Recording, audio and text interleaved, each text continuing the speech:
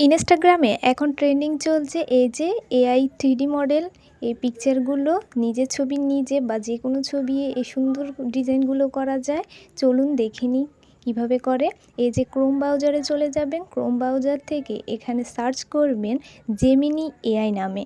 এই Gemini AI নামের লিখে ক্লিক করে এই গুগল জেমিনিতে চলে যাবেন। এরপর এখানে দেখুন, এখানে একটা প্লাস আইকন আছে, সে আইকনে ক্লিক করলে আপনার ফটো সিলেক্ট করবেন। আপলোড ফাইলে গিয়ে সেখান থেকে আপনার ফটোটা, যেই ফটোটা দিতে চাইবেন সেটাই দিতে পারবেন।